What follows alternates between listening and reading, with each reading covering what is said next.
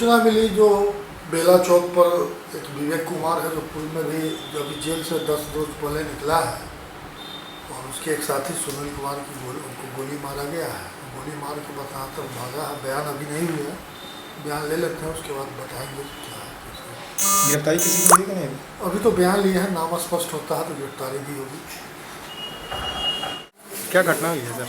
क्या घटना हुई है सुबह 9 बजे बेला गांव में सोनबरसा थाना में दोनों को गोली मारा गया है और उसके बाद 9:45 में नवजीवन हॉस्पिटल में लाया गया है। इसके बाद इसका नाम है विवेक कुमार, जिसके 2 गोली लगी है, एक पेट में नीचे की तरफ, एक दाएं तरफ कुल्हा में। ऑपरेशन करने की ज़रूरत है इसको, थोड़ा सा हालत क्रिटिकल है, बाकी तो ऑपरेशन के बाद बता पाएंगे। दूसरा सुनील कुमार है, उसके दाहिने हाथ में गोली लगी है, उसकी स्थिति खतरे से बाहर है। जिंदाबाद जिंदाबाद जिंदाबाद, मनरेगा सभा जिंदाबाद, पर हमला बंद करो बंद करो बंद करो, इनकलाब जिंदाबाद जिंदाबाद, देना होगा गरीबों को 3 माह का मुफ्त राशन देना होगा जिंदाबाद जिंदाबाद, प्रवासी मजदूरों और छात्रों को घर लाने की गारंटी करना होगा कृषि कार्य को मनरेगा से जोड़ना होगा सभी मजदूरों को काम देना। किसान महासभा जिंदाबाद जिंदाबाद जिंदाबाद, मनरेगा मजदूरों को कृषि खाते में 10-10 हजार रुपया भेजना होगा महिला मुसलमानों पर हिंसा बंद करो हुई मौतों का 20-20 लाख रुपया मुआवजा देना होगा किसान मजदूर एकता जिंदाबाद जिंदाबाद जिंदाबाद, धरना उपवास का कार्यक्रम होगा, देश में सांप्रदायिक माहौल बनाना बंद करो की व्यवस्था करना होगा किसान महासभा जिंदाबाद जिंदाबाद जिंदाबाद। खास करके इस महामारी के दौर में, कोरोना के महामारी के दौर में, जब पूरा देश और विश्व इस संकट से जूझ रहा है, तो उस दौर में आज मजदूरों के साथ खाने के लाले पड़ गए हैं। प्रवासी मजदूर जो जहां फंसा हुआ है, भूखों मरने को विवश हैं। छात्र जहां फंस गया है कोटा जैसे जगह में, वहां वो हाहाकार कर रहे हैं। और किसानों के साथ ये दुर्दशा है जो इस महामारी के बाद जो उनके फसल जो मारी गई है, जो कटनी में वो सही ढंग से कटनी नहीं कर पाए, ऊपर से लगातार बारिश हो रही है और उनके फसल को खरीदने वाला कोई नहीं मिल रहा है। इस स्थिति में सरकार से हम आज मांग कर रहे हैं जो किसानों के लिए कम से कम 25,000 रुपया प्रति एकड़ उसको फसल क्षति का मुआवजा दिया जाए। मनरेगा मजदूरों के लिए कम से कम 200 दिन काम की गारंटी हो और 500 रुपया उनको खाते में प्रतिदिन के हिसाब से मजदूरी दिया जाना चाहिए। और गरीबों को राहत के लिए 10,000 रुपये उनके खाते में न्यूनतम रूप से दिया जाना चाहिए। ये हमारी मुख्य मांग है।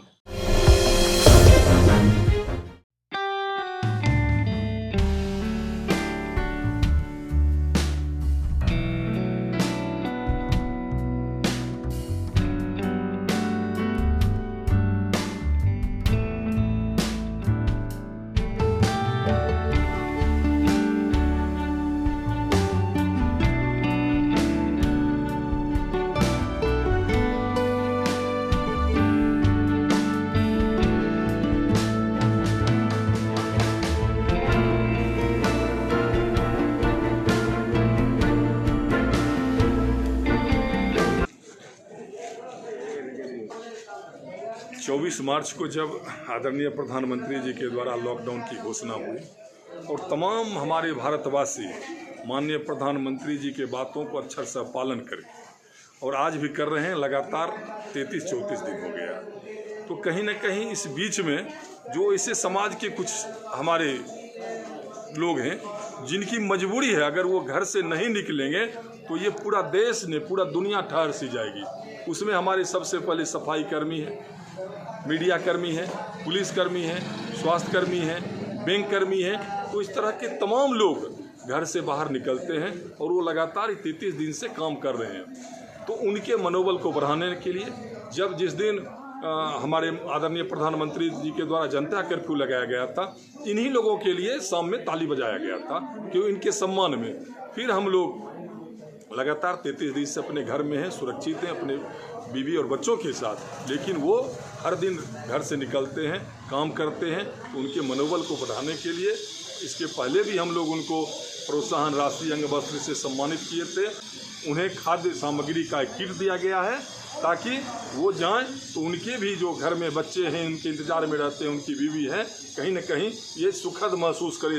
उनको सम्मान में हम लोग उनके पर फूल का बारिश किए, उनका आरती उतारा गया। नमस्कार, मैं डीएम मधुबनी जिला वासियों को मैं नमस्कार करता हूँ। मधुबनी जिला के लिए आज अच्छे समाचार नहीं है। आपको पता होगा कि झंझारपुर में 4-5 दिन पहले मुंबई से 5 व्यक्ति आए थे अंत्येष्टि में और उनको झंझारपुर में रोका गया था और फिर वो अंत्येष्टि में शामिल हुए और मधेपुर में हम लोगों ने उनको क्वारंटीन किया था। तो उसमें से एक 34 साल का लड़का, उसका सैंपल हमने भेजा था और वो आज दोपहर 12:30 बजे उसका रिपोर्ट आया है, वो पॉजिटिव पाया गया है। दूसरा एक महिला कांस्टेबल है जो नालंदा से आई थी, 27 साल उम्र की है, उसको भी हम लोगों ने अपने क्वारंटीन सेंटर में रखा था, उनका भी सैंपल पॉजिटिव आया है। उसके बाद झंझारपुर में 2 व्यक्ति दिल्ली से आए थे 23 तारीख को, उनको भी हम लोगों ने क्वारंटीन सेंटर में रखा था, उनका सैंपल भी पॉजिटिव पाया गया है। और कलुवाई में एक महिला है 65 साल की, वो भी दिल्ली से आई थी अपने बेटे के साथ, उसको भी हम लोगों ने क्वारंटीन सेंटर में रखा हुआ था, उसका हम लोगों ने सैंपल भेजा था और वो भी पॉजिटिव पाई गई है। इस तरीके से आज मधुबनी जिले में 5 केस पॉजिटिव पाए गए हैं। अभी हम लोग, जैसे मैंने कल भी बताया था कि बाहर से बहुत व्यक्ति आ रहे हैं और उन लोगों को हम लोग क्वारंटीन कर रहे हैं। प्रशासन पूरा सतर्क है और उनका सैंपल कलेक्शन करके हम लोग भेज रहे हैं। लगभग 500 सैंपल अभी तक हम लोगों ने भेजा था और उसी में जो बाहर से जो व्यक्ति आए हैं, मुंबई, दिल्ली और एक नालंदा से, वो लोग पॉजिटिव पाए गए हैं। अभी हम लोग वो जहाँ पे रहते हैं, जिस क्वारंटीन सेंटर में रहते हैं, उसके परिधि में लगभग 3 किलोमीटर परिधि में हम लोग उसको कंटेनमेंट जोन बनाएंगे और कंटेनमेंट जोन के अंदर में किसी को बाहर आना अलाउड नहीं, कोई किसी तरीके की गतिविधि अलाउड नहीं है। मैं आपको बार बार कह रहा हूँ मधुबनी जिला वासियों को कि हम लोगों को बहुत सतर्क रहने की जरूरत है। आज हम लोग 12:30 बजे से लगातार अभी तक हमारे सभी सीओ, बीडीओ, एसएचओ और स्वास्थ्य विभाग के सिविल सर्जन से लेके एमओएसी सभी से हम लोग इसी का मंत्रणा कर रहे थे कि आज हम लोगों के यहाँ पे पॉजिटिव केस आना शुरू हो गया है और हम लोगों को बहुत सतर्क रहना पड़ेगा। हम लोगों को उनके लिए बहुत काम करना पड़ेगा। कंटेनमेंट जोन में जो गाइडलाइंस बनी है उसका आप लोग अक्षरशः पालन करना होगा और अक्षरशः पालन करेंगे तो हम लोग संक्रमण से रोक सकेंगे। आप कहेंगे कि ये 5 केस कैसे पॉजिटिव आ गया। यदि हम इन लोगों को छोड़ देते, इन लोगों को मान लीजिए हम लोग क्वारंटीन ही नहीं करते और नहीं सैंपल कलेक्शन करते, तब इन लोगों से पूरे गांव में और पूरे समाज में संक्रमण का धोखा फैल सकता था। और आपको पता है कि 14, 15, 20 दिन बाद संक्रमण और बढ़ जाता, 100, 150, 200 की संख्या में संक्रमित हो सकता था। तो ये प्रशासनिक सतर्कता के वजह से ही हम लोगों ने इनको क्वारंटीन किया, इनका सैंपल लिया और वो आज पॉजिटिव पाए गए। उसके लिए जो करना है हम लोग अभी स्वास्थ्य विभाग, जिला प्रशासन, पुलिस प्रशासन पूरा काम कर रहा है। यही आप लोगों से गुजारिश है कि आप लोग भी सतर्क रहिए। कंटेनमेंट जोन में कोई एक्टिविटी नहीं करना है, सोशल डिस्टेंसिंग का पालन करिए, घर से बाहर निकलते हैं तो मास्क जरूर पहनिए, तभी हम लोग सब बच सकते हैं। और ये केवल जिला प्रशासन, पुलिस प्रशासन, स्वास्थ्य विभाग का जिम्मेवारी नहीं है, हम सबका जिम्मेवारी है और हम सबको मिलकर लड़ना होगा, हम सबको काम करना होगा। धन्यवाद।